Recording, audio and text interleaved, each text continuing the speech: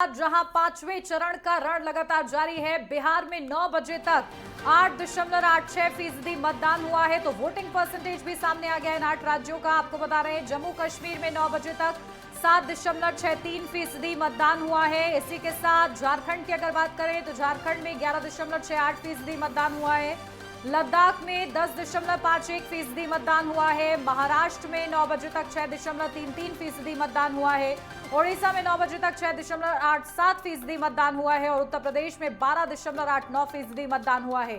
तो पश्चिम बंगाल में 15.35% मतदान हुआ है।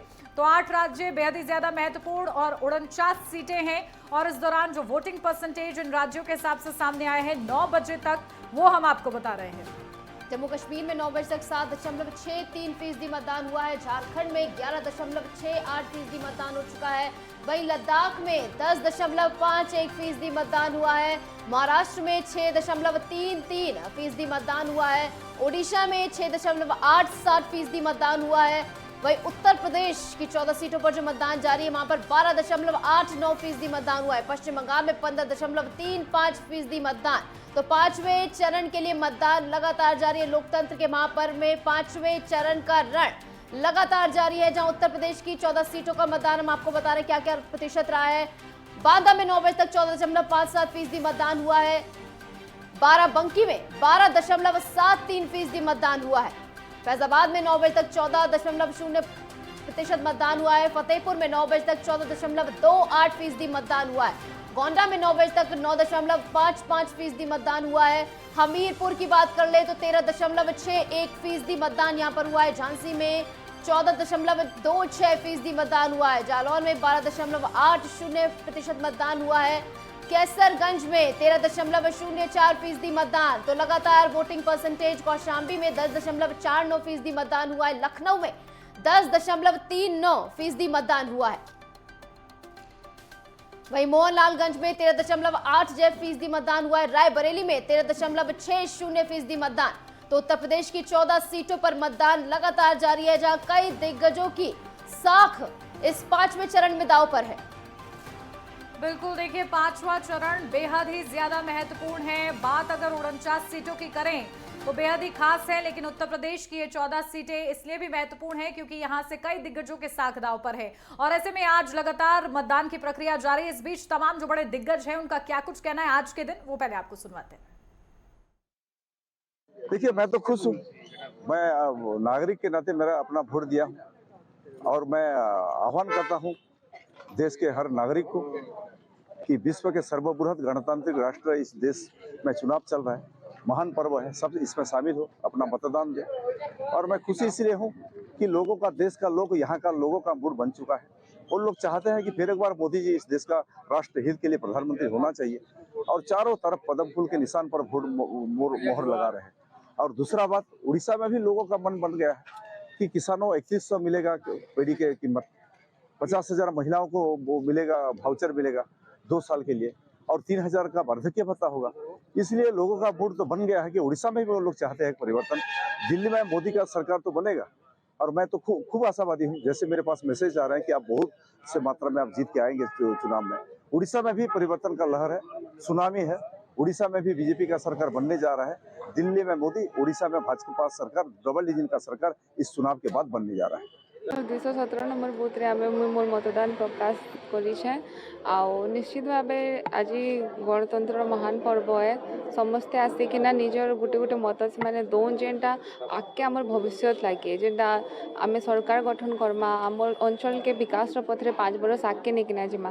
तो मुझे समस्त को यहाँ अपील करमी कि सेमाने जेन गणतंत्र ताको अधिकार देछे, आम संविधान जहाँ ताको अधिकार देछे से माने आसिकिना निज मत साब्यस्त करूँ। हमारे यहाँ अच्छी हैं, व्यवस्थाएं बेहतर हैं और किसी भी तरह की कोई समस्या देखने को नहीं मिली है। वोटर्स बड़े आराम से अपने वोट्स को कास्ट कर रहे हैं। पूरे मंडल में 3 जिलों में इस समय इलेक्शन चल रहा है और सभी जगह शांतिपूर्ण ढंग से इलेक्शंस की सारी प्रक्रियाएं चल रही हैं, कहीं कोई समस्या नहीं है।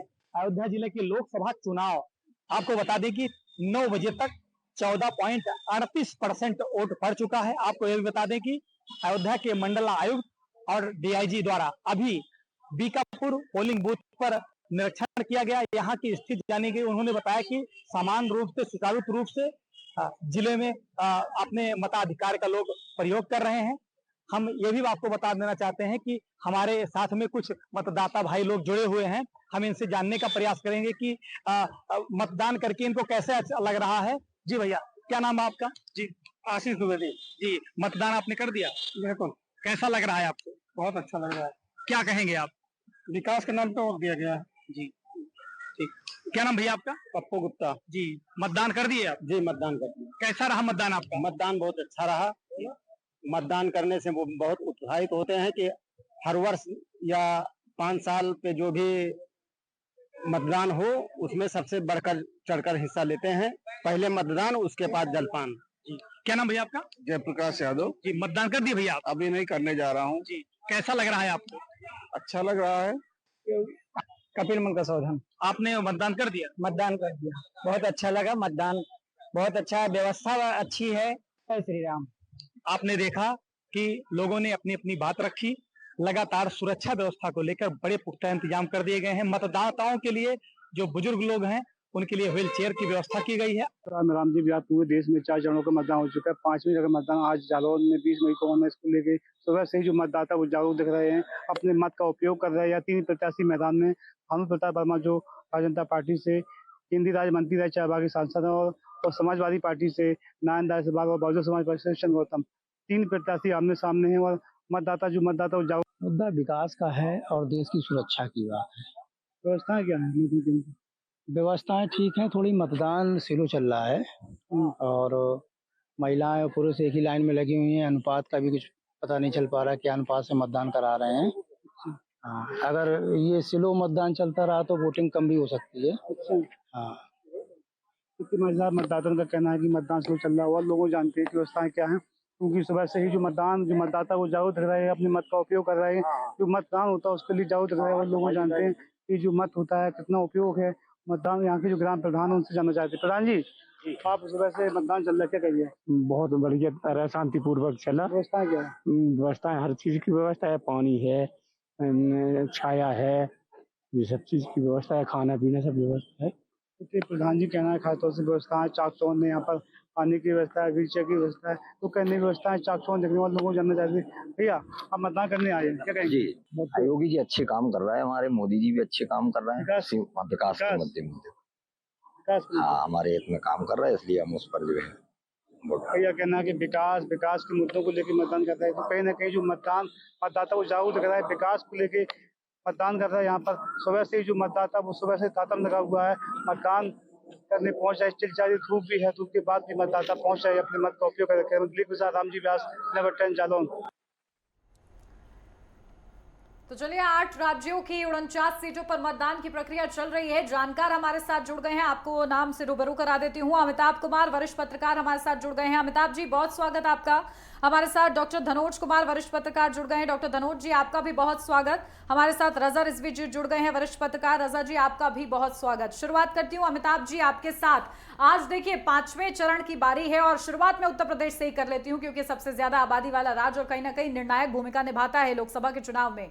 ऐसे में आज जो 14 सीटों पर मतदान हो रहा है, अगर 2019 की बात करूं तो 13 सीटें भारतीय जनता पार्टी ने जीती थी, लेकिन क्योंकि इस बार इंडिया गठबंधन साथ में है, यानी कि समाजवादी पार्टी और कांग्रेस साथ में है, तो क्या ये जो वोट मार्जिन है वो भी ट्रांसफर होता हुआ नजर आएगा? और ऐसे में अब इन 13 सीटों के मुकाबले बीजेपी कितनी सीटें जीतने के लिए आगे बढ़ सकते? फिलहाल क्या विश्लेषण आपका कह रहा है इस 5वें चरण के लिए?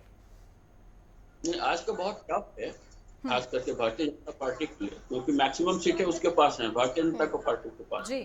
तो उनको सारी सीटों को बचाए रखना और आगे बढ़ना, ये दोनों इम्पोर्टेंट है। इसलिए वो कोशिश करेगी कि 14 की 14 सीटें हमारी हो। रायबरेली पे उन्होंने, चूंकि राहुल जी वहाँ पे हैं, तो उन्होंने बहुत शक्ति भी झोंकी हुई है। अंदर खाने काफी मेहनत भारतीय जनता पार्टी वाले कर रहे हैं। और आप ये भी देख रहे हैं कि आज बहुत बड़े बड़े चेहरे जो हैं वो आज चुनाव के मैदान में हैं।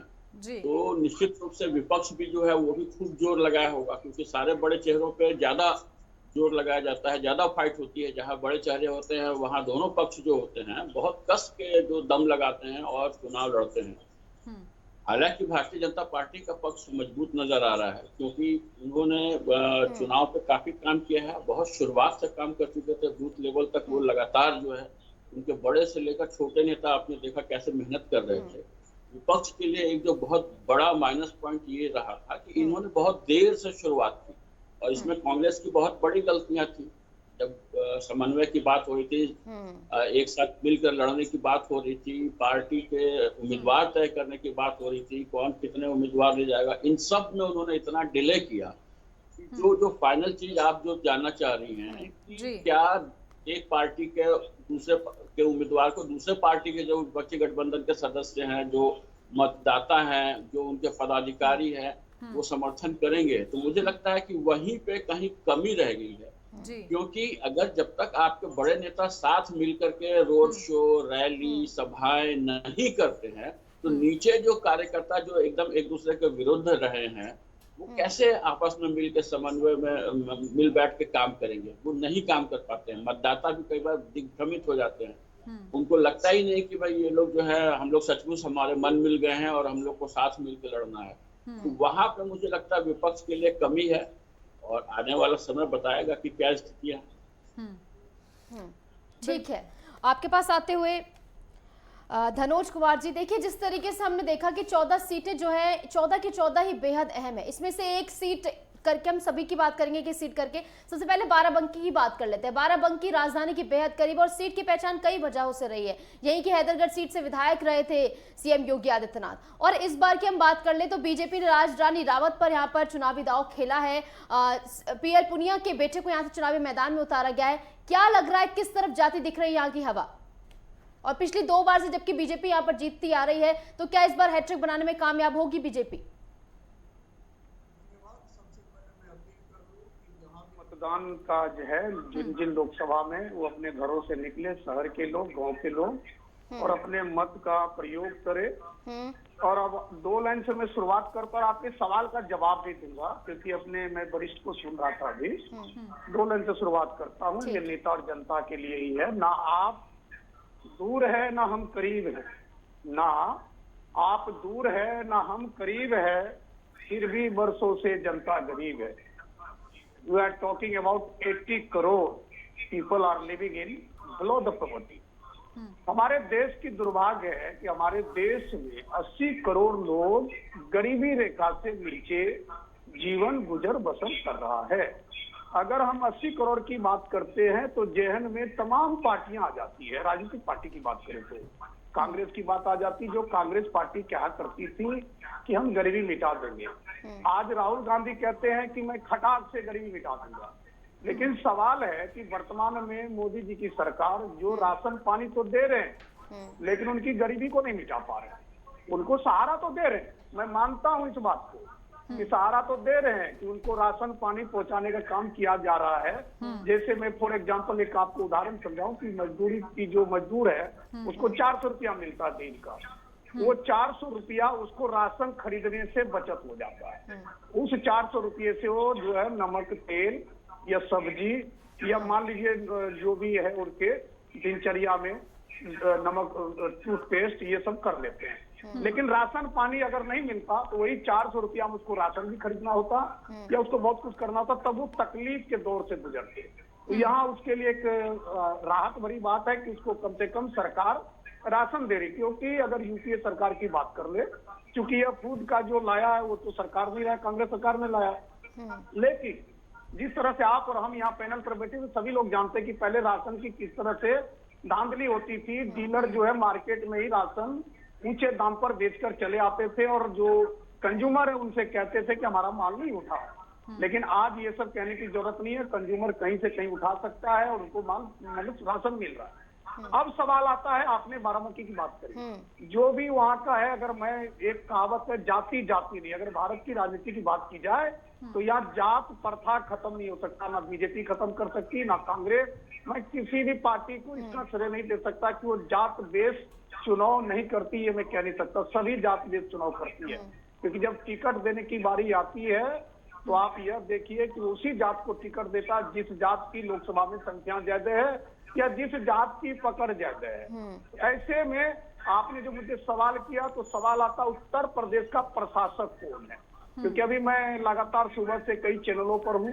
अभी आपके चैनल पे हो सकता मैं भी फिर दूसरे चैनल पे जाऊंगा। मैं देखता हूँ कहीं पर जो है रोड, पानी, नाले को लेकर बहिष्कार किया गया। गांव की अगर मैं बात करूं तो प्रधान के नेतृत्व में बहिष्कार कर दिया। एक दो छिटपुट घटना ये है, लेकिन आप अगर परसेंटेज जो है 90% चुनावियों को आप यह देखिए, क्योंकि मुझे लगता है कि वो नेटवर्क 10 देख रहे हैं। क्योंकि कई बार हमने भी आवाज उठाया था कि जो लचर व्यवस्था है, जो पीने का पानी नहीं है, टेंट नहीं है, ले जाने के लिए बुजुर्गों को कोई व्यवस्था नहीं है। लेकिन इस जो चरण है, 5वें चरण में मुझे सब कुछ दिखाई दे रहा है कि टेंट भी लग रहा है, कूलर भी लग रहा है, क्योंकि गर्मी बहुत ज्यादा है। चाहे मतदान कर्मी के लिए लग रहा हो या मतदाता के लिए लग रहा हो, क्योंकि मतदाता भी अंदर जाएगा तो वो भी वो ठंडी ठंडी हवा खाएगा। लेकिन सबसे बड़ी सवाल अगर उत्तर प्रदेश की आप बात करते हैं तो मैं आपके पॉइंट ऑफ व्यू से समझाता हूँ, क्योंकि मैं ज्यादा उत्तर प्रदेश में अपनी रिपोर्टिंग किया है। पत्रकार आज भी मुझे मौका मिलता तो उत्तर प्रदेश चला जाता हूँ और लोगों से बेबाकी से पूछता हूँ। सबसे बड़ी समस्या उत्तर प्रदेश की जो खत्म हुई। बिल्कुल, देखिए धनुष कुमार जी, आपने कई महत्वपूर्ण बिंदु रखे हैं, आगे भी इस पर आपसे चर्चा करेंगे। गरीबी का मुद्दा आपने सबसे ज्यादा उठाया है कि आखिर, क्योंकि देखिए कहीं ना कहीं मुद्दे यही हैं, असल मुद्दे यही हैं। भले ही राजनीतिक दल जो हैं कहीं ना कहीं इर्द गिर्द घूमते रहते हैं मुद्दों को लेकर। ठीक है, रजा रिजवी जी आपके पास आती हूँ। देखिए राहुल गांधी ने आज ही पोस्ट किया है, वो कहते हैं कि नफरत की राजनीति से अब जनता ऊब चुकी है। असल मायनों में ये नफरत की राजनीति की परिभाषा है क्या, कैसे समझा जाए इसे? लगातार जो बड़े बड़े आरोप लगते रहते हैं क्योंकि संविधान को बचाने की हम लड़ाई लड़ रहे हैं, जब ऐसे शब्दों का जिक्र किया जाता है तो उसका प्रभाव आखिर मतदाता के मन पर क्या पड़ता है? आपने बाराबंकी के पहले बाराबंकी का बता दूं, फिर उसको आम आपके वाइफ, लेकिन बाराबंकी आ पाया क्योंकि अच्छी सीट है। वहां से 2014 में जो है प्रियंका रावत जो है भारतीय जनता पार्टी जीती थी, और 2019 में उपेंद्र सिंह रावत जीते थे, जिनको वोट मिला था 5,32,238 और तो जीते 1,09,745 वोट से। और उनके साथ में जो लड़े थे, मतलब सेकेंड राम सागर रावत जी लड़े थे सपा से, उनको 4,22,493 वोट मिला था। और तनुज पुनिया जो है कांग्रेस से लड़े थे, ये 2019 की बात बता रहा हूँ, 1,58,382 वोट मिला था पुनिया को। और इसमें नोटा भी दबा था 8,766। लेकिन जो ये 14 लोकसभा का चुनाव आज हो रहा है, 5वां लड़का, तो आप ये समझिए कि जो आज वोट डाले जा रहे हैं 20 मई को, तो इसमें भारतीय जनता पार्टी ने जो है वो जो 14 के 14 टिकट है, खाली बाराबंकी में टिकट बदला है, लेकिन बाराबंकी में टिकट तो उपेंद्र सिंह रावत को घोषित किया था। लेकिन कोई चीज वायरल होने की वजह से उपेंद्र सिंह रावत ने अपना नाम वापस ले लिया, तो भारतीय जनता पार्टी ने वहां जिला पंचायत की अध्यक्ष रही रानी रावत को जो है उन्हें उतारा है। और कांग्रेस और सपा गठबंधन ने तनुज पुनिया को उतारा है, और बसपा ने जो है शिव कुमार दोहरे को वहां से उतारा है। तो ये जो है तनुज पुनिया जो है वो पूर्व सांसद पीएल पुनिया के जो है वो जो है बेटे हैं। तो वहां का सिनेरियो जो है दरअसल बिल्कुल बहुत साफ है, और रानी रावत भी बड़ी मेहनत कर रही हैं, तनुज पुनिया भी मेहनत कर रहे हैं। तो जाहिर सी बात है रिजल्ट क्या होता है ये तो समय बताएगा। लेकिन अब आप राहुल की जो बात पूछ रहे हैं, राहुल जो है वो अपना चुनाव जो लड़ रहे हैं वहां से रायबरेली से, तो रायबरेली जो है वो जाहिर सी बात है कि रायबरेली में इससे पहले इनकी माता जी का जो है वहाँ जीती थी, लेकिन अब जाहिर सी बात है एक ही सीट। आज एक और बड़ी बात दरअसल उसी क्रम में बता दूं जी कि जो 49 लोकसभा का चुनाव है भटनागर जी, इसमें 41 सीट जो है एनडीए के पास है, लेकिन इसमें 49 में से एक सीट खाली कांग्रेस के पास है, एक खाली वो रायबरेली। 49 में सपा और कांग्रेस के गठबंधन में एक सीट, क्योंकि उत्तर प्रदेश से 14 लोकसभा की सीट का चुनाव हो रहा है, 13 जो है बीजेपी जीती और एक कांग्रेस जीती। महाराष्ट्र में वो आज चुनाव जो हो रहा है 13 लोकसभा का हो रहा है, जिसमें 6 भारतीय जनता पार्टी जीती थी 2019 में और 7 शिवसेना जीती थी। यही हाल पश्चिम बंगाल का है, आज 7 लोकसभा का चुनाव हो रहा है, जिसमें 3 भारतीय जनता पार्टी जीती थी और 4 टीएमसी मतलब जीती है 2019 में। और यही हाल बिहार में जो है 5 या 3 जो है वो भारतीय जनता पार्टी, एक जेडीयू एक आरडी। और झारखंड में 3 की तीनों सीट जो चुनाव हो रहा है वो भारतीय जनता पार्टी लेके गई है। कांग्रेस खाली 1 सीट पाई थी, एलजेपी खाली 1 सीट पाई थी, जेडीयू 1 सीट पाई थी और नेशनल जो है कॉन्फ्रेंस 1 सीट पाई थी, क्योंकि आज जम्मू और कश्मीर और लद्दाख में भी एक एक लोकसभा का चुनाव हो रहा है। आज उड़ीसा में भी जो है वो 35 जो है विधानसभा क्षेत्र का भी चुनाव हो रहा है। एक ये भी आपके जो है व्यूअर्स को जानने की जरूरत है कि वो जाने। तो बहुत ही इंटरेस्टिंग चुनाव जो है वो बना हुआ है उत्तर प्रदेश का, खास कर लेकर के, जो कि जैसे आप कैसरगंज देखेंगे तो कैसरगंज में बिल्कुल लास्ट उन्होंने 12-15 दिन पहले ही टिकट का अनाउंस हुआ, जबकि ब्रजभूषण 2014-2019 में वहां से जीते थे। 2019 में ब्रजभूषण जो है 5,81,358 वोट पाए थे, जीते थे वो 2,61,601 वोट से, और वहां से बीएसपी लड़ी थी, सपा और बसपा का गठबंधन था, तो वहां चंद्रदेव राम यादव जी हारे थे बीएसपी से, लेकिन उनको वोट मिला था 3,19,752, और विन्नू पांडे जी वहां कांग्रेस से लड़े थे, तब वोट था उनको, जबकि विन्नू पांडे जो है कैसरगंज से एक बार मेंबर ऑफ पार्लियामेंट रह चुके हैं। ठीक है रजा रिजवी जी, तो लगातार तमाम समीकरणों को साधने का प्रयास तमाम पार्टियां कर ही रही हैं। हरि जोशी हमारे साथ वरिष्ठ पत्रकार जुड़ गए। हरि जी, आपका बहुत बहुत स्वागत है नेटवर्क 10 पर। सवाल आप ही से, कैसरगंज सीट की बात हो रही है। कैसरगंज सीट ये वो सीट है जहां पर ब्रजभूषण शरण सिंह जो है यहां से सांसद रह चुके हैं, लेकिन सवाल ये है कि ब्रजभूषण शरण सिंह को टिकट ना देना, उनका टिकट काटना, उनका प्रभाव जो है आसपास के कई इलाकों में देखे गए, बस्ती इलाके में, अयोध्या इलाके में उनका काफी अच्छा प्रभाव रहा है, और उनका टिकट काटते हुए उनके बेटे को टिकट दिया गया है। तो क्या लग रहा है कि उनके बेटे को टिकट देना क्या बीजेपी को फायदा दिला पाएगा? क्या जो प्रभाव ब्रजभूषण शरण सिंह का जो आसपास के इलाकों में कैसरगंज सीट पर है वो जारी रहेगा, कायम रहेगा?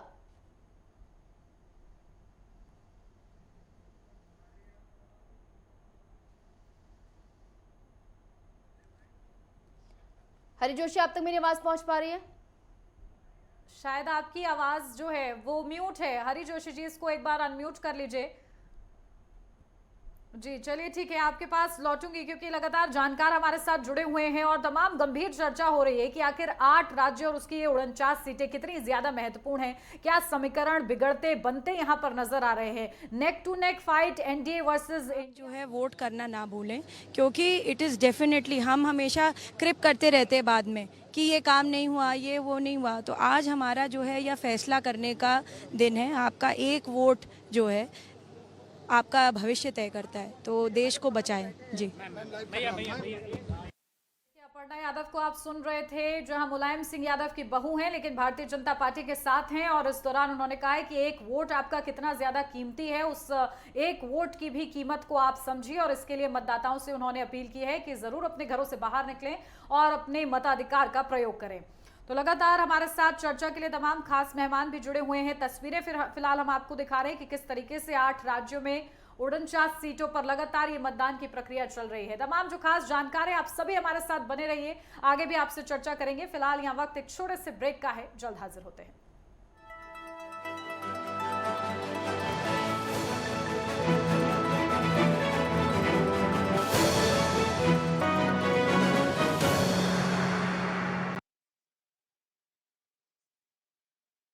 पांचवें चरण का रण लगातार जारी है। इस बीच क्या वोटिंग परसेंटेज रहा है वो सबसे पहले आपको बता देते हैं। जहां बिहार में 9 बजे तक 8.86% मतदान हुआ है। इसी के साथ जम्मू कश्मीर में 9 बजे तक 7.63% मतदान हुआ है। झारखंड की अगर बात की जाए 9 बजे तक, तो झारखंड में 11.68% मतदान हुआ है। लद्दाख की बात की जाए 9 बजे तक तो 10.51% मतदान हुआ है। महाराष्ट्र में 9 बजे तक 6.33% मतदान हुआ है। ओडिशा में 9 बजे तक 6.87% मतदान हुआ है। इसी के साथ उत्तर प्रदेश की अगर बात करें तो 9 बजे तक 12.89% मतदान हुआ है। पश्चिम बंगाल में 15.35% मतदान हुआ है। तो पांचवें चरण का मतदान लगातार जारी है। 8 राज्य 49 सीटें, बेहद ही ज्यादा दिलचस्प मुकाबला है। कई दिग्गजों के साथ दांव पर है। राहुल गांधी हो, राजनाथ सिंह हो, स्मृति ईरानी हो, तमाम बड़े केंद्रीय मंत्री भी मैदान में उतारे हैं। भारतीय जनता पार्टी की तरफ से सबसे ज्यादा केंद्रीय मंत्री इस बार मैदान में उतरे हुए इस चरण में। तो इसी के साथ उत्तर प्रदेश की 14 सीटों पर ही मतदान लगातार जारी है, जहां पर वोटिंग परसेंटेज लगातार आपको बता रहा है। अमेठी में 9 बजे तक 13.45% मतदान हुआ है। बांदा में 14.57% मतदान हुआ है। वहीं बाराबंकी में 12.73% मतदान हुआ है। फैजाबाद में 9 बजे तक 14% मतदान हुआ है। वहीं फतेहपुर में 14.28% मतदान हुआ है। गोंडा में 9.55% मतदान हुआ है। हमीरपुर में 13.61% मतदान, वहीं झांसी में 14.26% मतदान हुआ है और जालौन में 12.80% मतदान हुआ है। कैसरगंज में 13.04% मतदान हुआ है। कौशाम्बी में 10.49% मतदान हुआ है। लखनऊ की बात कर ले तो 10.39% यहाँ पर मतदान हुआ है। मोहनलालगंज में 9 बजे तक 13.86% मतदान देखने को मिला है। रायबरेली में 13.60% मतदान हुआ है। उत्तर प्रदेश की 14 सीटों पर मतदान लगातार जारी है। 14 सीटें बेहद अहम, 5वें चरण में 14 सीटों पर मतदान लगातार जारी, जिस बीच लगातार वोटिंग परसेंटेज 9 बजे तक हम आपको बता रहे हैं। बाराबंकी में 12.73% मतदान हुआ है। फैजाबाद में 14% मतदान हुआ है। फतेहपुर में 14.28% मतदान हुआ है। लगातार ये वोटिंग परसेंटेज आप तक पहुंचा रहे हैं किस तरीके से लगातार तमाम मतदाता पहुंच रहे हैं पोलिंग बूथ पर और अपने मताधिकार का प्रयोग करते नजर आ रहे हैं।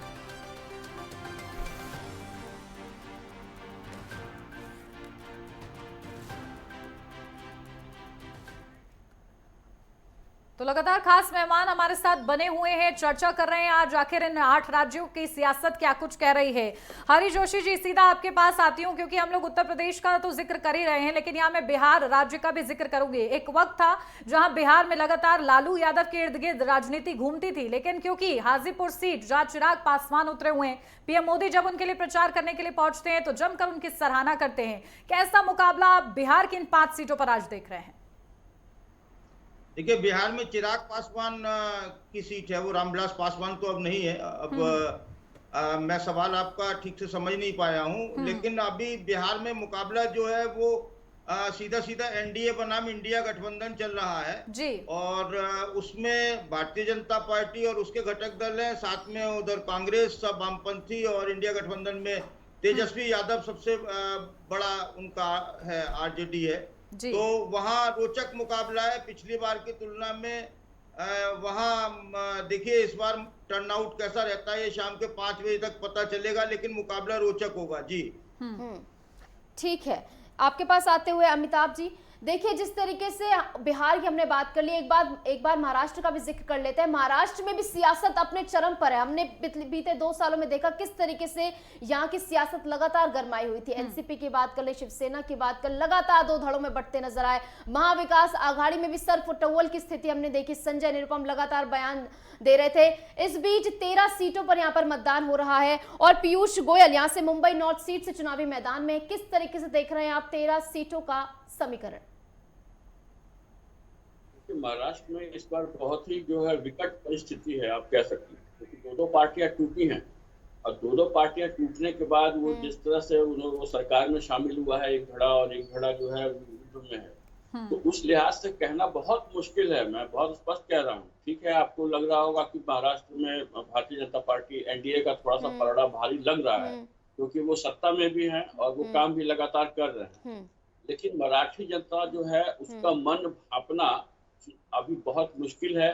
किसको वो पसंद करती है, क्योंकि बाला साहब ठाकरे जो हैं उनका एक अपनी पहचान रही है, वैसे ही शरद पवार की अपनी एक पहचान रही है। ये ठीक है कि अजित पवार जो है वो काफी वो भी पॉपुलर नेता हैं और ज्यादा काम संभालते, लोग भी उनको पसंद करते हैं। शिंदे ने जिस तरीके से काम किया है तो वो स्पष्ट करता है कि उद्धव ठाकरे के जो काम थे उससे लोग नाराज थे। निश्चित रूप से पार्टी के अंदर भी इस बात को लेकर काफी रोष था कि उन्होंने भाजपा का साथ छोड़ा था, लेकिन टूटने के बाद और जब ये जो ग्रुप और समूह जो बना है उसके बाद जनता कैसे रिएक्ट करती है ये भापना अभी भी मुश्किल है। तो मैं मानता हूँ कि वहां पे कांटे की लड़ाई है, हर जगह कांटे की लड़ाई है।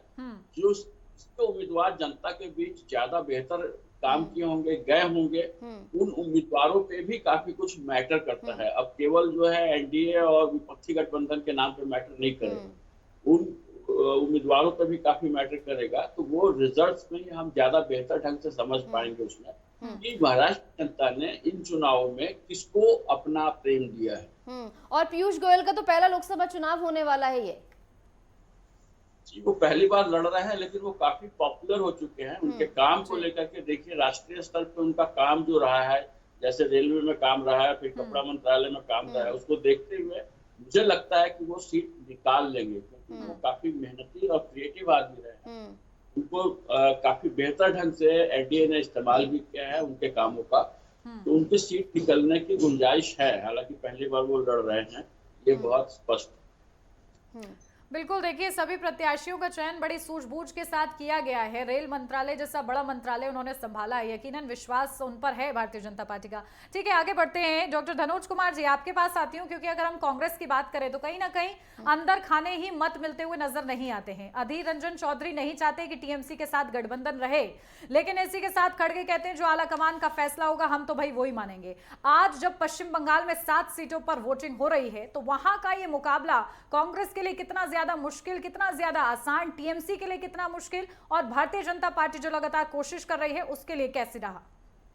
देखिए, उन्नति अगर आप पश्चिम बंगाल की बात करती हैं तो वहाँ पर जो अधीर रंजन चौधरी है वो परिपक्व लीडर है। वो कांग्रेस के सदन में नेता, रेल राज्य मंत्री रहे, और सबसे बड़ी बात है कि वो वहाँ पर उसका वजूद ही है अगेंस्ट ऑफ ममता बनर्जी। तो जब वजूद उसका अगेंस्ट ऑफ ममता बनर्जी है, क्योंकि जो कार्यकर्ता है उससे सीधा मिलने जुलने का काम वो करते हैं कांग्रेस पार्टी में, क्योंकि कोई भी अगर घटना दुर्घटना हो तो उस पर वो पहुंचते हैं। तो कहने का मतलब वो एक अलग छवि है। क्योंकि आप यह देखिए कि जिस तरह से अभी जो बयान दिया राष्ट्रीय अध्यक्ष खड़गे साहब ने, और उसके कालिक पोत दिया वहाँ के कार्यकर्ताओं ने, फिर आनंद फानन में वहाँ से होर्डिंग्स वगैरह हटाए गए। ये एक संदेश है कि हमें अधीर रंजन चौधरी पसंद है, लेकिन खड़गे पसंद नहीं है। मैं बंगाल की बात कर रहा हूँ और कांग्रेस की बात कर रहा हूँ। कांग्रेस कार्यकर्ता कह रहे हैं कि मुझे अधीर रंजन चौधरी पसंद है, लेकिन खड़गे पसंद नहीं है, क्योंकि खड़गे जो है वो कांग्रेस की वजूद की बात नहीं करते, लेकिन अधीर रंजन चौधरी कांग्रेस की वजूद की बात करते हैं। तो इसलिए, लेकिन जो वोट प्रतिशत है, अभी आप देखिए जितना भी चुनाव हो रहा है इस 5वें चरण में, सबसे ज्यादा वोट प्रतिशत बंगाल में ही है। उसके 2 रीजन है। पहली बात, तमाम पार्टी एक तरफ और बीजेपी एक तरफ, क्योंकि वहां जो है एक घटना घटी थी संदेश खाली।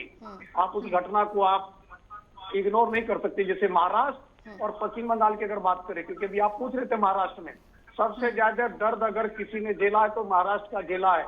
चाहे वो गुंडागर्दी का हो, आतंकवाद का हो, चाहे वो लूट खसोट का हो, चाहे वो एपिज्म का हो, चाहे वो महिला उत्पीड़न का हो, ये तमाम चीजों में महाराष्ट्र सबसे ज्यादा आगे रहा। क्योंकि तभी जाके बाला साहब ठाकरे का उदय हुआ, क्योंकि बाला साहब ठाकरे बिल्कुल बॉलीवुड पिक्चर की तरह ऑन द स्पॉट, क्योंकि इंदिरा गांधी भी उनसे परेशान रहती थी। बात अलग है कि दोनों में संधि हो गया, दोनों में विचार हो गया, वो बात ठीक है, लेकिन आप अगर देखेंगे खामियाजा के तौर पर, तब जाके बाला साहब ठाकरे का उदय हुआ, क्योंकि वो भी लाठी डंडा गोली बोली सबके साथ उन्होंने उदय किया।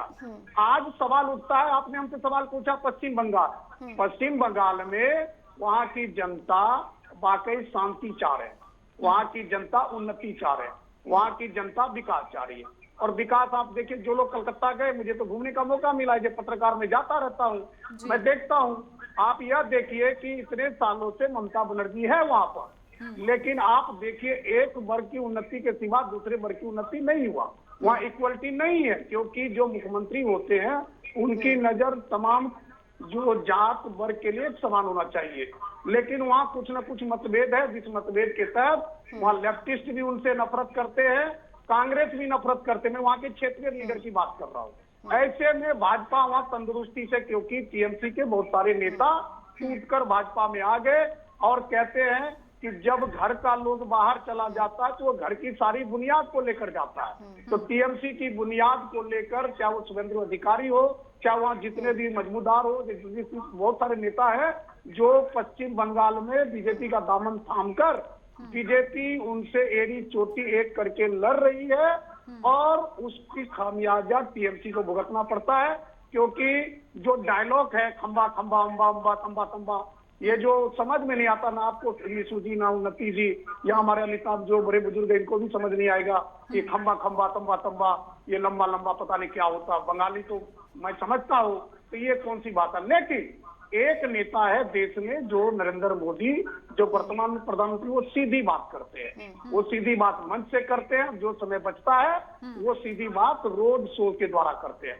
आज सबसे ज्यादा सक्रिय अगर भारत में कोई लीडर है तो एकमात्र लीडर है वो नरेंद्र मोदी, जो कि हर तरह से सक्रिय है।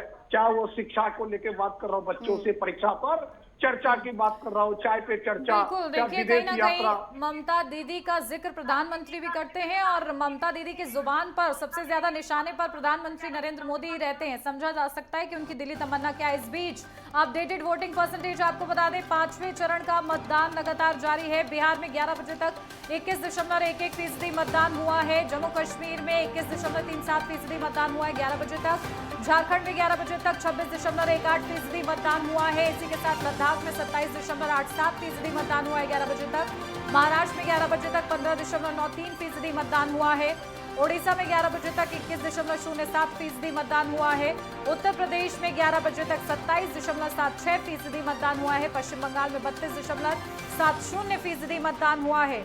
तो 5वें चरण का मतदान लगातार जारी है और ये अपडेटेड वोटिंग परसेंटेज लगातार हम आपको बता रहे हैं 11 बजे तक का updated voting percentage. Jammu Kashmir में 11 बजे तक 21.37% मतदान हुआ है। झारखंड में 26.18% मतदान हुआ है। लद्दाख में 27.87% मतदान हुआ है। महाराष्ट्र में 11 बजे तक 15.93% मतदान हुआ है। वहीं उड़ीसा की बात कर ले तो 11 बजे तक का वोटिंग परसेंटेज कहता है 21.07% मतदान हो चुका है। वहीं उत्तर प्रदेश में 27.76% मतदान हुआ है। पश्चिम बंगाल में 32.70% मतदान हुआ है। पश्चिम बंगाल में लगातार वोटिंग परसेंटेज जो है हमने ज्यादा होते हुए देखा है। वहीं उत्तर प्रदेश की 14 सीटों की बात कर ले तो यहाँ पर भी 11 बजे तक का अपडेटेड वोटिंग परसेंटेज सामने आ गया। अमेठी में 27.20% मतदान हुआ है। बांदा में 29.25% मतदान हुआ है। बाराबंकी में 30.60% मतदान हुआ है। बिल्कुल। देखिए फैजाबाद में 29.05% मतदान के साथ ही लगातार मतदान की प्रक्रिया चल रही है। फतेहपुर की अगर बात करें 28.54% मतदान हुआ है 11 बजे तक। गोंडा में 26.68% मतदान हुआ है। तो हमीरपुर में 28.24% मतदान हुआ है 11 बजे तक। जालौन में 26.97% मतदान हुआ है और इसी के साथ जालौन में लगातार मतदान की प्रक्रिया जारी भी है। फिलहाल 11 बजे तक है वोटिंग परसेंटेज। झांसी की बात करें 29.82% मतदान हुआ है। कैसरगंज में 27.92% मतदान हुआ है 11 बजे तक और शामली में 26.12% मतदान। तो लगातार मतदान की प्रक्रिया जारी और राजधानी लखनऊ में 22.11% मतदान हुआ है। मोहनलालगंज में 28.52% मतदान हुआ है 11 बजे तक।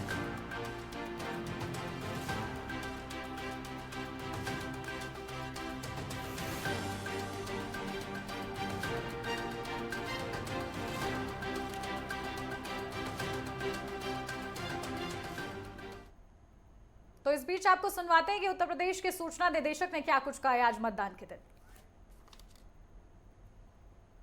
पहले मतदान किया फिर जलपान की तरफ जाएंगे। तो मेरा सबसे अनुरोध है कि अपने मताधिकार का प्रयोग करें। हम लोग पढ़े के लोग हैं, हम लोग मताधिकार का प्रयोग करें, लोगों को मैसेज दें कि पहले मतदान फिर जो भी कार्य बाद में करें। वोटिंग परसेंट अच्छा होगा, अच्छी सरकार चुनेगी। सुना उत्तर प्रदेश के सूचना निदेशक को, जहां पर उन्होंने कहा कि पहले मतदान उसके बाद जलपान। और तमाम अभिनेताओं को भी आपने देखा कि मतदान के पहले घंटे में ही वो अपने मताधिकार का प्रयोग करते नजर आए और इसी के साथ तमाम जनता से भी अपील करते नजर आए कि ज्यादा से ज्यादा अपने मताधिकार का प्रयोग करें।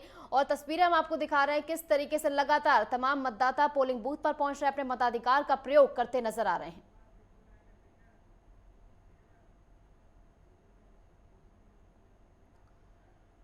बिल्कुल। तो देखिए यूपी के सूचना निदेशक ने क्या कुछ महत्वपूर्ण बातें कही हैं, हम एक बार आपको फिर से सुनवाना चाहते हैं ताकि आप लोग भी जागरूक हो। सुनिए। पहले मतदान किया फिर जलपान की तरफ जाएंगे।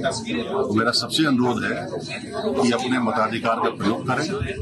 हम लोग पढ़े के लोग हैं, हम लोग मताधिकार का प्रयोग करें, लोगों को मैसेज दें कि पहले मतदान फिर जो भी कार्य बाद में करें। वोटिंग परसेंट अच्छा होगा, अच्छी सरकार चुनेगी।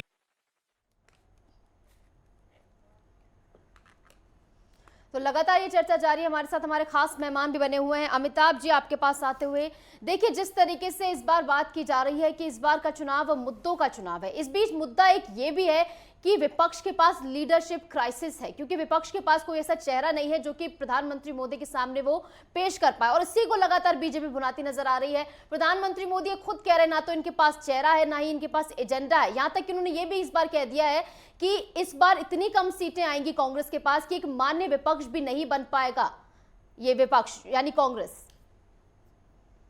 ये आशंका ऐसी ही है। इस बार कांग्रेस की सीटें पहले से कम होने जा रही है। मुझे लग रहा है 40 से भी नीचे ना चली जाए। जो हालात हैं वो तो यही कह रहे हैं, लेकिन चेहरा लेकर के बहुत ज्यादा मुझे नहीं लगता है कि चिंतित होना चाहिए हमें, क्योंकि अक्सर ऐसा होता है 2004 के चुनाव में भी चेहरा सामने नहीं था कोई, लेकिन कांग्रेस बढ़िया तरीके से जीती थी। जबकि उस वक्त भारतीय जनता पार्टी की सरकार अटल जी की थी, उसने बहुत अच्छे काम किए।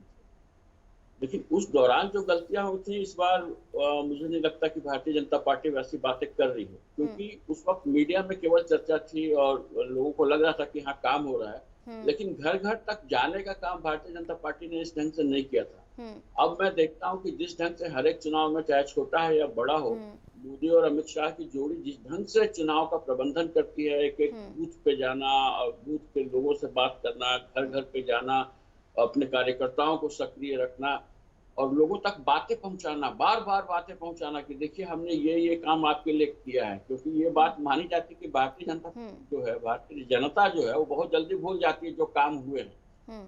पिछले 10 सालों में जिस ढंग से काम हुए हैं उनका नतीजा तो ये होना चाहिए कि ओवरवेलमिंग सपोर्ट मिलना चाहिए भारतीय जनता पार्टी को, जो मैं देख रहा हूँ। केवल स्थानीय नहीं, राष्ट्रीय और अंतर्राष्ट्रीय स्तर पर जिस ढंग से भारत का नाम हुआ है, जिस ढंग से भारत एक नई दिशा में चल पड़ा है, आर्थिक निर्भरता और स्वावलंबन के मार्ग पे चल पड़ा है, इंफ्रास्ट्रक्चर डेवलपमेंट जबरदस्त हो रहा है, रक्षा के मामले में बहुत ज्यादा काम हो रहा है।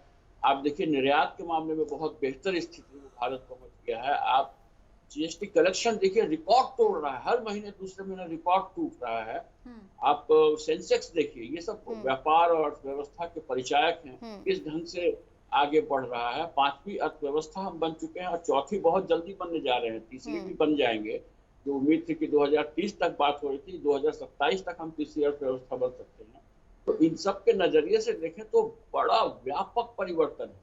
इस व्यापक परिवर्तन का असर जो है वो आम जनता को समझ में आना चाहिए। फिर भी भारतीय जनता पार्टी इतनी मेहनत करती है, प्रधानमंत्री मोदी छोटे से छोटे चुनाव में जाके खड़े हो जाते हैं, उसका मजाक भी उड़ाया जाता है कि भाई अगर ऐसी बात है तो मोदी जी को आने की क्या जरूरत है। लेकिन वो जानते हैं भारतीय जनमानस को, इस वजह से वो हर एक जगह सारे काम बार बार गिनाते भी हैं और लोगों को जागरूक भी करते हैं।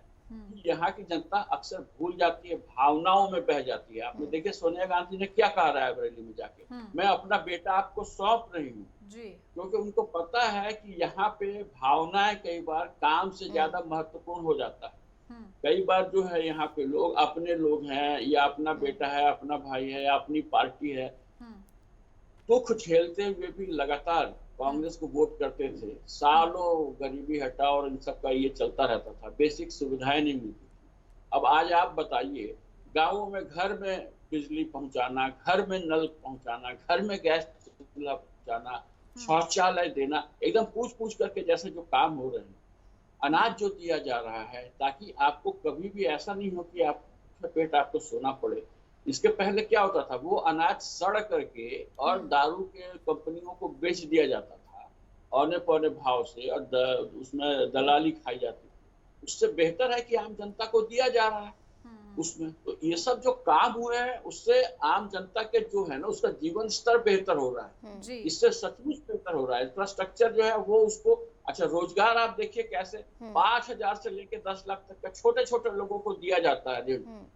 आप सोचिए इतनी बड़ी संख्या में 30 करोड़ से ज्यादा लोगों को ऋण दिया गया है, सब कुछ ना कुछ काम कर रहे हैं। 1.25 लाख से ज्यादा स्टार्टअप्स हैं। आप सोचिए कितने बड़े पैमाने पे रोजगार की व्यवस्था है। केवल सरकारी नौकरी ही रोजगार है, उस भाव से निकालने की कोशिश जो हो रही है इस सरकार द्वारा, उसका बेहतरीन जो लाभ हम लोगों को दिखेगा। क्योंकि जब जनता मजबूत होने लगेगी, खुद कमाने खाने लगेगी, सरकार के ऊपर या किसी के ऊपर डिपेंडेंट नहीं होगी, तो इकोनॉमी में उसका भी योगदान होगा और भारत की अर्थव्यवस्था बहुत तेजी से एकदम ग्रास रूट लेवल जो कहते हैं ना, तृणमूल स्तर से हमको बहुत कुछ मजबूत हुआ होना है और चाहिए। बहुत कुछ होना अभी बाकी है। आपने बहुत ही खूब बात कही है कि किस तरीके से भावना भी मैटर करती है और काम भी मैटर करते हैं। किस पर जनता ब्लू टिक देती है ये देखना महत्वपूर्ण रहेगा। ठीक है, चर्चा को आगे बढ़ाएंगे, लेकिन इस बीच बड़ी अपडेट। मुंबई में बॉलीवुड की हस्तियों ने वोट डाला है, साथ ही लोगों से ज्यादा वोटिंग करने की अपील की है। सुनिए। सबको मालूम है कि अच्छा कैसे बनना है, कैसे अच्छे भारतीय बनना है। अगर भारत को ऊंचा ले जाना है वो भी जानते हैं, और मुझे यकीन है वो अच्छे भारतीय हैं। उनसे उनका इलाज तो कोई करने वाला ही करेगा। अगर मैं पुलिस में होता या पुलिस तो मैं तो यही डाल। Very much concerned about that. So we have done the maximum publicity for people to come and vote, and all over India, everywhere, all the celebrities have all. आज मुद्दे की बात करने की का टाइम नहीं है। आज बात करने का टाइम है कि सर्वाना भारी हो, उन सबको बाहर आके वोट करना बहुत जरूरी है। मुंबई ने कभी 50%, 60% से ऊपर वोट किया नहीं है, तो आई थिंक कहीं ना कहीं हमको वो जिम्मेदारी पूरी निभानी चाहिए और हमें ये नहीं मांगना चाहिए कि सरकार हमारे लिए क्या करने वाला है। अपनी रिस्पॉन्सिबिलिटी अगर हम एनकैश करेंगे और एक्सरसाइज करेंगे तो बहुत फर्क पड़ेगा। प्रोग्रेस ऑफ कोर्स देश में जो प्रोग्रेस हो रहा है, और आशा करता हूँ कि वैसे ही होता रहे। मुद्दा नहीं, हमारा शहर खूबसूरत हो रहा है, इस शहर के लिए कर रहे हैं। मैं सब हर मुंबईकर को कहना चाहूंगी, हर देशवासी को कहना चाहूंगी कि अपना वोट जरूर इस्तेमाल करें। आज इतना अच्छा टर्नआउट दिख रहा है यहाँ पर, so I am very happy and I just want every person to use the democratic rights today. मुझे इस बार थोड़ा फर्क लगा। मैंने देखा कि जितने लोग जैसे आप बात कर रहे हैं, सबने एक कोशिश की है कि नहीं इस बार आज नहीं कल जाएंगे, तो वो चाहे थोड़ा चेंज हो लेकिन वो चेंज है, और उस बारे में मैं बहुत खुश हूँ। आज देश जो है वो इतनी प्रगति पे है, वो इसीलिए है कि हमारे लीडर जो है मोदी जी हैं। इसके पहले ये सब क्यों नहीं हुआ जो आज हो रहा है। केवल राम मंदिर निर्माण की बात नहीं है, न जाने कितनी चीजों की बात है। आज आप अपनी गाड़ी जब सड़क पे चलाते हैं तो आपको मजा क्यों आ रहा है, ऐसी सड़कें पहले क्यों नहीं थी। तो मैं देश में सभी युवा वर्ग को कह रहा हूं कि आप वोट जरूर दीजिए और मोदी जी को सपोर्ट करिए। देखिए देश कहां से कहां पहुंचेगा। बूथ के लिए यही कि हर एक को मतदान करना चाहिए, ये अपने अस्तित्व की निशानी है। तो देखिए, तमाम बड़ी हस्तियां भी लगातार वोट की अपील करती हुई नजर आ रही हैं कि अपने मत का प्रयोग जरूर करें। चलिए चर्चा में वापस लौटते हैं। डॉक्टर धनोज कुमार जी, आपके पास आती हूं क्योंकि कई राज्यों की जो स्थिति आप बड़ी बखूबी समझा रहे हैं। तो उड़ीसा का मैं जिक्र करती हूं, जहां 35 सीटों पर विधानसभा चुनाव, 5 सीटों पर लोकसभा चुनाव। वहां पर मैं भी ग्राउंड जीरो पर गई हूं और वर्तमान सरकार से कहीं ना कहीं वहां की जनता जो है संतुष्ट नजर आती है। लेकिन जब प्रधानमंत्री पहुंचते हैं वो कहते हैं इस बार बदलाव होगा। कितनी राह आसान आपको लग रही है? देखिए, राह आसान नहीं है, फैक्टर समझना होगा। जो नवीन पटनायक है वो थोड़ा स्वस्थ है, पहले जैसे वो एक्टिव नहीं है क्योंकि उनका स्वास्थ्य उनको आरे हाथ आ रहा। और रह गई बात वहाँ बीजेपी के जितने भी नेता है, मैं आपको एक बात बता देना चाहता हूँ, क्योंकि एक मैं पत्रकार हूँ लेकिन मैं वो सब बातें नहीं करता, लेकिन आपको और आपके दर्शक को समझाने के लिए, उड़ीसा जो है धर्म के मैटर में नंबर 1 चल रहा है। लोग बोल रहे हैं ना जैसे अयोध्या में राम मंदिर बन गए, लेकिन आज भी जो पुरी की अगर हम बात करें तो आप अगर श्रद्धालुओं की भी जनसंख्या को देखिए तो सबसे ज्यादा देश विदेश से लोग वही पहुंचते हैं। तो एक फैक्टर ये भी है। दूसरी फैक्टर कि जो भाजपा के कई ऐसे कदावर नेता, चाहे वो प्रवक्ता हो चाहे उनके विधायक हो, वो सब एक्टिव है। और सबसे ज्यादा बात, क्योंकि एक वार्तालाप हुई थी पटनायक जी को और ये मोदी जी की, लोग कह रहे थे कि दोनों एक साथ आएंगे, चुनाव लड़ेंगे, लेकिन एन वक्त पर कुछ त्रुटि रही होगी जिस वजह से वो लोग आपस में अलग हो गए। तो इस बात का भी वहां पर चर्चा है। और जो एक्टिवनेस है खासतौर पर बीजेपी को लेकर, क्योंकि वो कोई भी वहां पर समुद्री इलाका है, वहाँ कोई भी आपदा आता है तो केंद्र सरकार ही वहाँ पर सबसे ज्यादा सहायता करती है, चाहे वो 1000 करोड़ हो या फिर जो भी करोड़ों की बात करिए, सारी योजना और बहुत सारी चीजों को देकर उड़ीसा को केंद्र सरकार, इसलिए मोदी वहाँ पर स्थापित हो रहे हैं। वहाँ लोग चर्चा परिचर्चा में मोदी जी को स्थान दिए हैं, इसलिए वहाँ टक्कर जो है कांटे की है। मैं यह नहीं कह सकता कि कौन जीत रहा कौन हार रहा, लेकिन अगर वही नवीन पटनायक जी स्वस्थ होते, एक्टिव होते, क्योंकि वो पहले स्वस्थ थे तो हेलीकॉप्टर लेकर उड़ते थे, गाड़ी लेकर उड़ते थे, लोगों में जाके। दूसरी बात, वहाँ जो है डायलेक्ट स्पीच, क्षेत्रीय भाषा, क्षेत्रीय भाषा को वहाँ ज्यादा मान्यता है। जैसे अभी हमारे बता रहे थे हमारे जो समूह के लोग, मैं बिहार की बात करता हूँ, बिहार में भी ठेठी जो बोल दे, भोजपुरी जो बोल दे, तो उनको जैसे अभी आप देखिए बिहार में आकर आप इंग्लिश में बोलिए, अच्छा आप मान लीजिए आप हिंदी में बोलिए, कोई असर नहीं करेगा। लेकिन जैसे ही आप बोलिएगा का हाल बा, तो आपको तो वो बिल्कुल आप समझिए कि जहाँ आपको नमक रोटी खिलाने की बात चल रही थी, वहां पर तो आपके लिए सेब संतोला काजू किशमिश सब पहुंच जाता है। तो ये उड़ीसा में सबसे ज्यादा फैक्टर ये मान्यता वहां पर है। और इस बार बीजेपी ने जो टिकट दिया है वो डायलेक्ट स्पीच वाले को दिया, जो वहां पर उड़िया बोलता है उनको दिया है। तो कहीं न कहीं मुझे लगता है कि कांटे की टक्कर है। और वहाँ की जनता भी इस बार पसंद कर रही है मोदी जी को ज्यादा, क्योंकि मैं फैक्टर बता दिया कि केंद्र ज्यादा मुसीबत में सहायता करती है। ये बात नवीन पटनायक जी भी बोले हैं। और आप देखिए सदन में जरूरत होती है किसी बिल पर, तो पटनायक जी भी साथ देते हैं भाजपा का कि भैया ये अच्छे बिल है, ये भारत के संदर्भ में, भारत के तरक्की में। तो जब बात होती है, जब बात शुरू होती है भारत की उन्नति, तरक्की और विकास की, तो वहां पर जनता मजबूर हो जाते हैं भारत के साथ जाने के लिए, क्योंकि हम अब देखना होगा कि किसको कितना फायदा मिलता है। तमाम मुद्दे तमाम पार्टियां उठाती नजर आ रही। हरि जोशी जी आपके पास आते हुए, हरि जोशी जी देखिए जिस तरीके से इस बार का चुनाव चल रहा है इसमें कई मुद्दे हैं, लेकिन इस बीच बात यह भी है कि महिला वोटर के बारे में, कि महिला वोटर जो है वो बीजेपी का साइलेंट वोटर कही जाती है। तो इस बार क्या लग रहा है, महिला मतदाता किसकी भाग्य विधाता बनती नजर आएंगी? देखिए, दो तरीके से महिलाओं का वोट पड़ रहा है उत्तर प्रदेश में। एक पड़ रहा है लॉ एंड ऑर्डर के लिए, और एक पड़ रहा है महंगाई बेरोजगारी के, महंगाई के लिए खासतौर से। तो जो महिलाओं का महंगाई के लिए वोट पड़ रहा है, ये भारतीय जनता पार्टी के खिलाफ पड़ रहा है। जो लॉ एंड ऑर्डर का वोट पड़ रहा है वो योगी जी के समर्थन में पड़ रहा है। तो ये वोट मिक्स है, और ये डिपेंड करता है कि कहाँ पर किस पैटर्न के साथ मतदान हो रहा है। चूंकि हमारे पास में कोई ऐसा कोई फैक्ट चेकर नहीं है जिससे हम ये निकाल सके कि कितना प्रतिशत किसको और कितना प्रतिशत। अगर हवाई बात करनी है तो आप कह सकते हैं, लेकिन मुद्दे दो हैं महिलाओं के पास में। एक तो मुद्दा है कि वो कहती हैं कि हम रात के 1 बजे भी निकल जाते हैं घर से, पहले नहीं निकल पाते थे। एक ये बात है महिलाओं में। महिलाएं जिस मुद्दे पर बात कर रही हैं, और ये महिलाओं की जुबान से निकले हुए शब्द मैं दोहरा रहा हूँ। और दूसरा ये है, बोले भैया महंगाई इतनी हो गई है, हमारी रसोई नहीं चल पा रही है, बहुत मुसीबत में है, बहुत खराब स्थिति हो गई है। तो ये दो तरीके का महिलाओं में डिवाइडेशन है। अब कहाँ पर कौन सा है, किसका मत प्रतिशत अधिक है, किसका कम है, ये मैं डिसाइड नहीं कर सकता। ये थोड़ा बहुत डेप्थ में जाकर इसका विश्लेषण करना पड़ेगा। जो संभावना हो जिसकी मेरे पास नहीं है, कोई मेरे पास डाटा भी नहीं है कोई।